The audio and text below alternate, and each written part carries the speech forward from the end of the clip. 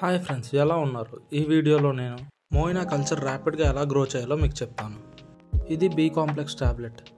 ముందుగా ఇది ఒక డొక్లో వేసుకొని అందులో ఒక 500 ml వాటర్ని వేసుకొని డైల్యూట్ చేసుకోవాలి.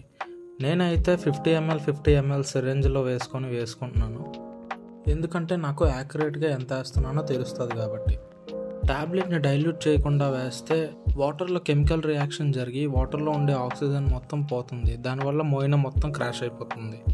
డైల్యూట్ చేసిన 500 ml సొల్యూషన్ నుంచి 50 ml తీసుకొని మోయినా కల్చర్లో బాగా స్ప్రెడ్ అయ్యేలా వేసుకోవాలి.